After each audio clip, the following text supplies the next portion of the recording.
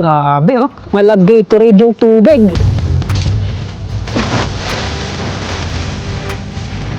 Ilang metro lang yung layo mula doon sa entrance. Bubungad na kagad sa atin. Itong talaga namang napakalinaw na tubig. Parang ito yung bangka na sinasakyan papunta sa mga isla ng Siargao at mga islang sakop ng Dinagat Island. Dito pala sila ginagawa.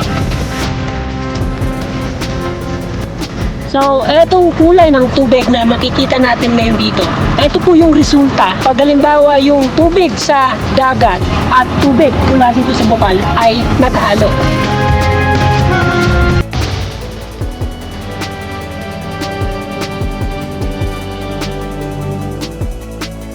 Good morning mga ka-Sef TV, panibagong vlog, panibagong lugar na naman ang ating explore ngayong araw.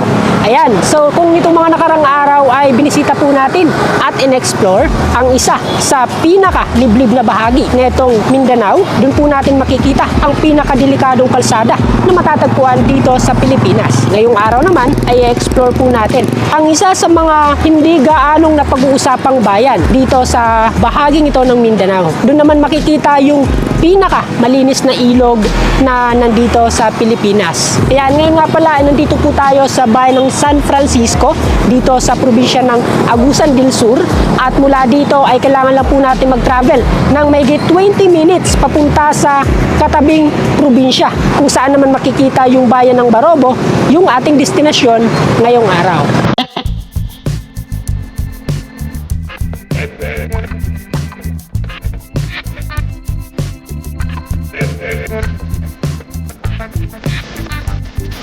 So makikita po natin dito sa bahagi ito ng San Francisco na talaga namang napaka-epektibo na itong mga ganitong rotonda. Mas maganda po siya pagdating sa pagpapabilis sa daloy ng trapiko dahil nga sa halos lahat ng kalsada na papasok dito sa rotonda talaga namang tumatakbo yung daloy ng trapiko. Mas maganda po siya kumpara sa traffic light system.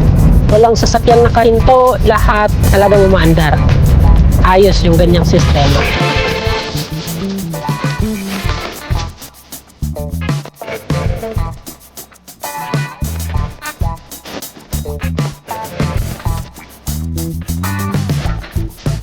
Itong mga nakaraang araw ay hindi po tayo nakapag-vlog sa probinsya ng Surigao del Sur dahil nga sa hindi magandang panahon. At ngayon, ngayong naka-schedule na naman tayo na i-explore itong probinsya, ganun na naman yung panahon. Woo! Sana payagan tayo kahit ilang minuto lang. Kahit ngayon lang, bigyan sana tayo ng magandang panahon. Kasi yung pupuntahan po natin ay coastal area na netong Mindanao. So maganda sana kung makakapag-vlog tayo doon ng maaraw para kitang-kita talaga natin kung gaano kalinaw yung tubig.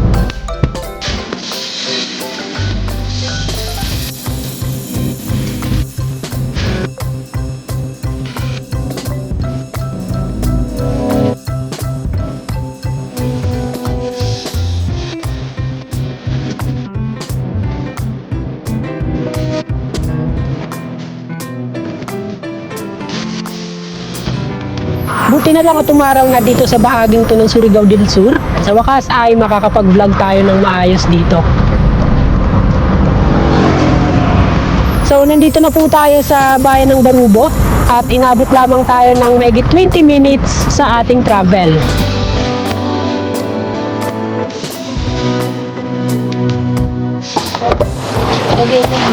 Uy! Ayun. At matapos ang mahigit sa 20 minutes na travel mula doon sa bayan ng San Francisco, ay narating na rin po natin etong bahaging ito ng Barubo. Ayan, so dito po tayo nag-park sa harap lang mismo nitong Municipal Hall. Ayan, makikita po natin yung mga sasakyan na nakapark dito. So mula dito sa munisipyo ay sasakay na lang tayo nitong mga tricycle papunta dun sa ilog kung saan ang ating destinasyon ngayong araw. So yung gagawin natin, ikutin po muna natin saglit etong bayan ng Barubo at diretso na po tayo mamaya dun sa gilid ng ilog kung saan ay maghanap-hanap tayo ng mga bangkero na pwede nating maarkila na ikutin etong ilog na nandito mismo sa bayan.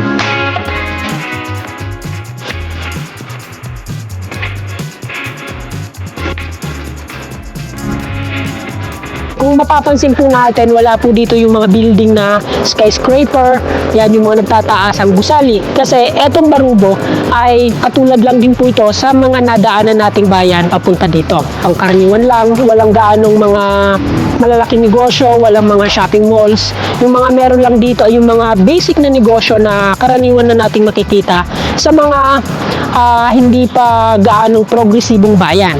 Ayan, yung mga pera padala, yung mga grocery, hardware, at iba pang mga maliliit na negosyo.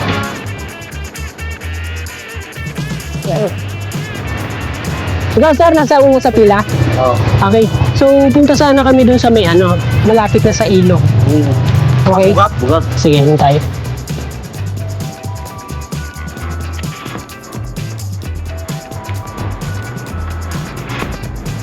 Ayan, so mula doon sa munisipyo ay medyo malapit lang itong ilog na pupuntahan natin. Kaya naman sumakay na lang tayo na itong tricycle at itong mga ganitong sasakyan, yung pinaka-pangunahing mode of transportation dito sa bayan ng Barobo.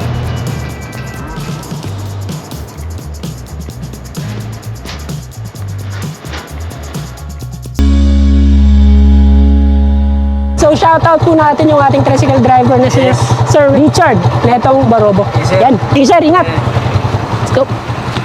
Bugak Cold Spring. Mula doon sa munisipyo ay una po nating pinuntahan itong Bugak Cold Spring. Ito yung isa sa mga popular na cold spring na makikita dito sa Surigao del Sur. So, nitong mga nakaraang linggo ay ito po yung unang lugar na pinuntahan natin sa Mindanao. Pero dahil nga sa hindi maganda yung panahon, kaya nagdesisyon po tayong balikan na lang etong Barubo. At yun na nga. Sa wakas, binigyan po tayo ng napakagandang panahon. Tingnan nyo naman, no? So dito, bago po tayo makapasok dito sa Bugak Cold Spring, kailangan po natin magbayad ng 25 pesos para sa entrance fee. So sa mga merong sasakyan, kailangan din po ninyong magbayad ng 25 pesos para sa mga 4 wheels. Ayan, parking fee po yan. At 10 pesos naman para sa mga motorsiklo.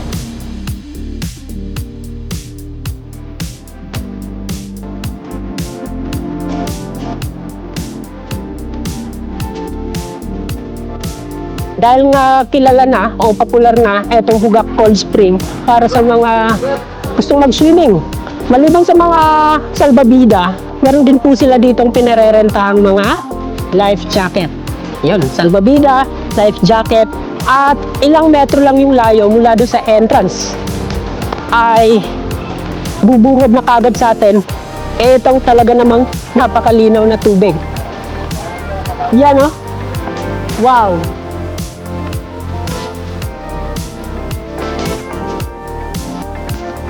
So dito, bawal magtulakan, bawal dumalagan, bawal tumakbo, bawal yung mga pets. At syempre, dapat may patnubay na magulang yung mga batang magsuswimming dito. Okay? So dito, grabe. Tingnan nyo naman kung gaano kalinaw yung tubig. Oh. Parang kristal yung tubig dito.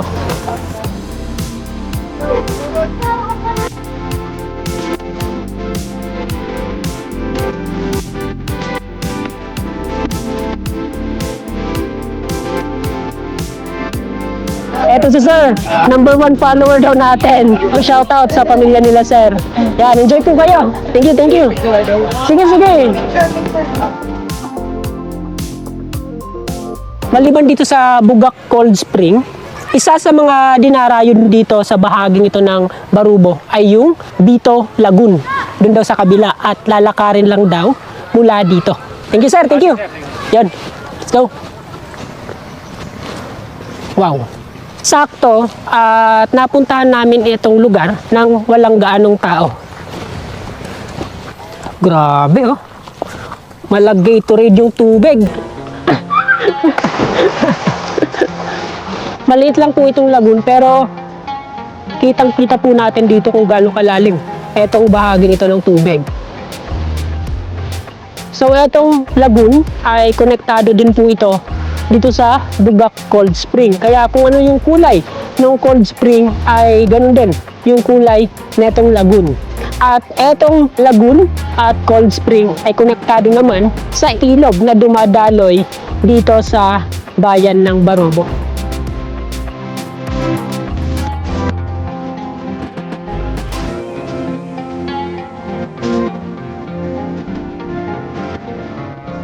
So, dahil nga sa nasa gilid lang ng kalsada itong mga atraksyon, kaya hindi na po natin kailangan pang mag-trek, kailangan pang maglakad ng ilang minuto, kasi pagpasok natin sa gate, bumungad na sa atin itong mga ganitong atraksyon.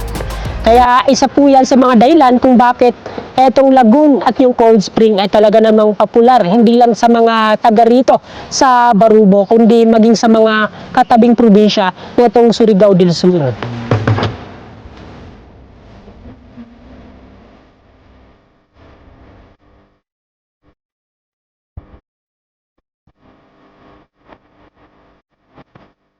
Mula dito sa Bugak Cold Spring, sumakay po tayo nitong habal-habal papunta sa kabilang barangay, dun sa Barangay Rizal, kung saan daw yung sakayan ng bangka papunta sa iba't ibang isla na sakop nitong Surigao del Sur.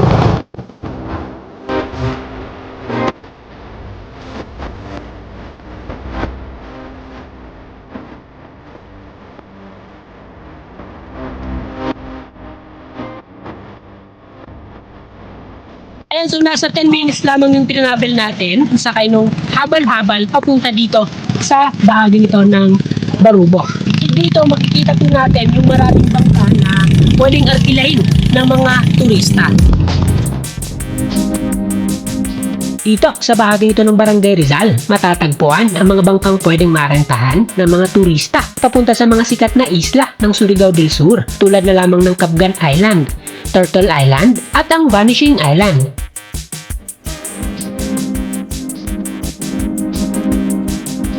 Sa bahaging ito din ng probinsya, makikita ang napakaraming fish cage, seaweeds farm at ilang pa mga atraksyon na malapit lang sa mainland.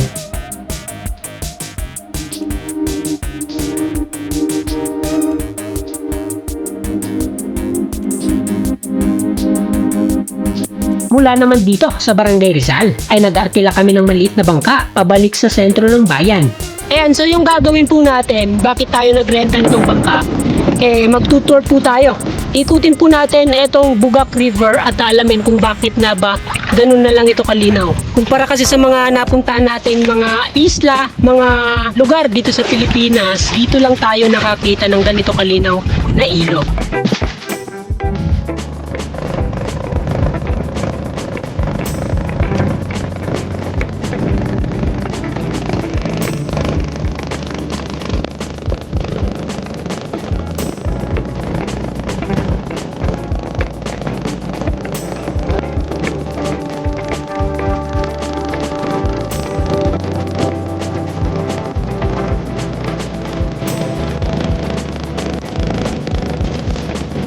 Matapos lamang ang ilang minuto ay narating na po natin ang bungad netong Bugak River.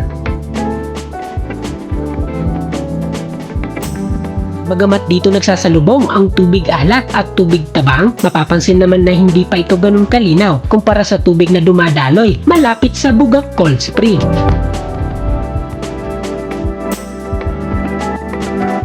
Bukod sa dikit-dikit na mga bahay, napansin rin natin dito ang mga buhay pang mga naglalakihang puno. Isa sa mga rason kung bakit napaka-presko ng hangin sa bahaging ito ng ilog.